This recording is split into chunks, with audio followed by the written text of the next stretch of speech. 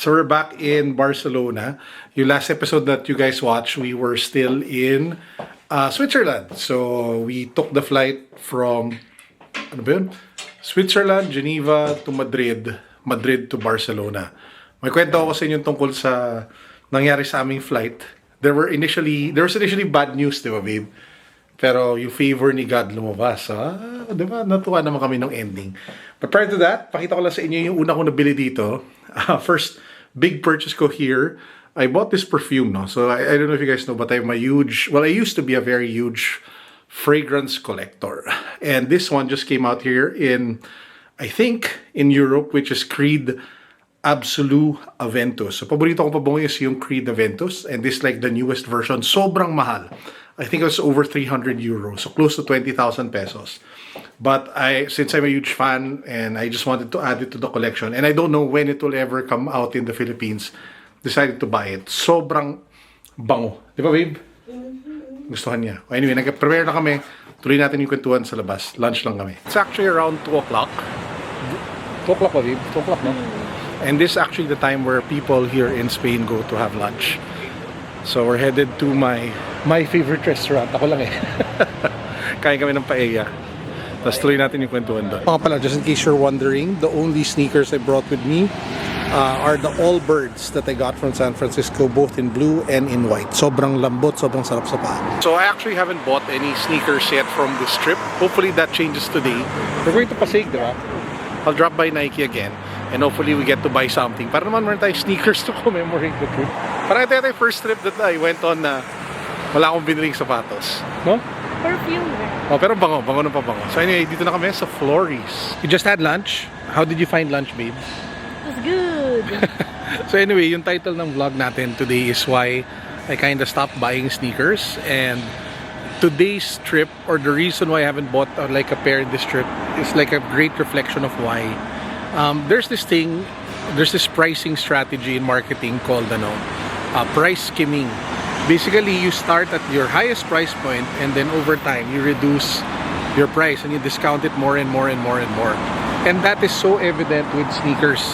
For example, you walk into a sneaker shop, you see a lot of shoes being sold for 10,000, 8,000, 7,000, and then eventually the shop will do a 20% sale and then a 30% sale, and then eventually you see the sneakers in outlets at 50 to 60% off. So that strategy is commonly used talaga and pinaka ginagamit in the world of shoes. So minsan nakakasama ng loob. For example, if you guys watched the previous vlog where I went to the Adidas shop and saw a sneaker being sold for like 120, 130 euros. Parang nakita ko lang sa Twitter, it was being sold for like half that price already in the US. So again, that's a great example of price skimming. Hindi skimming like SCHEMEING. Tama spelling ko? Oh, yung ano yun, SKIMMING. Parang ano yun, parang skim milk. Di ba? So yun yung reason kung ba't medyo bumagal-bagal na ako sa pagbili ng shoes.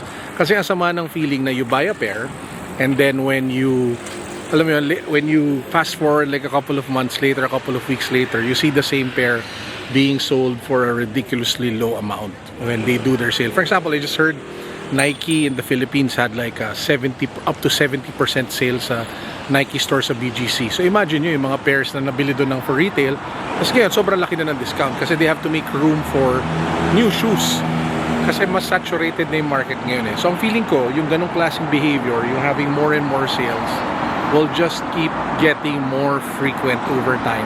And hindi na talaga worth it to buy yung mga tipong ganong klaseng sapatos. So yun lang, generally that's what I wanted to share with you guys.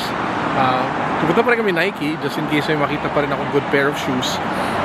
Kung meron something that appeals to me and talks to me, they will buy it. But if not, happy na ako dito sa sa mga Allbirds ko. Itong trip na to, isuot ko lang yung blue na Allbirds, which I showed you today. And then I have a white version of this. And then yung walang kamatayang Crocs ko na sa Bembury. So yun lang ang aking binaon. Di ba usually, babe, pag bumabiyahe ako, marami akong dalang shoes. Oo. Pero ngayon, 3 lang. So konti lang talaga. So anyway, so yun ang aking tip for you guys for today. Let me just show you pala where we are. Basically, we're in some random bench. Anong tawag na street na to? Grand Via. Gran Via. So yan, sobrang sarap tumambay dito, malamig, maraming walking area, madaming benches, so you can literally just sit down, chill, relax. So here in Passeig de Gracia, one of the highlights is the turning on of the Christmas lights. So kung makita niyo ba, there's a Barcelona written over there, lots of Christmas lights all over the place. Sobrang ganda lang talaga ng vibe dito, guys. If you can only see what we're seeing, di ba, babe? Describe. Napaka-articulate talaga ng misis ko para sa vlog. So yun. So anyway, silip na tayo sa Nike. Nike.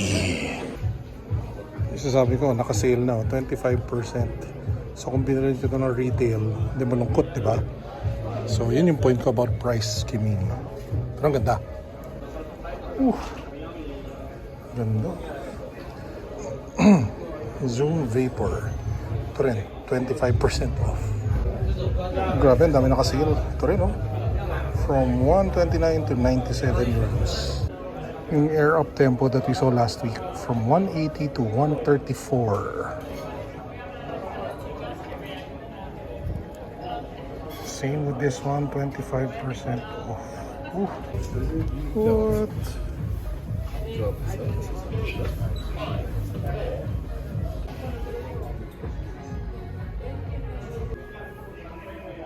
So we just came from Nike. Nakita nyo naman, guys, there were a couple of Jordans that were nice. We found the Jordan 3, Jordan 5, Jordan 2s, Jordan 1 na Gore-Tex. But parang dalawa yung lesson natin, di ba? Una yung price skimming. So nakita nyo naman doon, some of the sneakers that I showed in my first vlog, full retail price. Ngayon, 25 to 50% off na sila. And kahit dito yung Vapor Max 50% off comedy. Tapos yung second lesson natin, paano ba ba globalism? Ano ba yung presyo na mas mahal dito? Ano yung term? Capitalism? Oh, basta mas mahal dito. So yung mga Jordan 3 dito, 220 euros. So that's 13,000 to 14,000 pesos. Hindi ko lang alam kung magkano yung SRP niyan sa Pilipinas. But if I remember correctly, it should be should be around 10 to 11. So wala pa yung tax doon. So parang I'm paying like reseller price for something of retail just because I'm in Europe. So nakakamiss bigla ang Pilipinas. So anyway, wala, titingin-tingin pa kami dito. Nakita nyo na naman yung Christmas light. Sobrang ganda. Sobrang daming tao din, tingnan nyo. Daming tao, di ba? So ayun, ikot muna kami.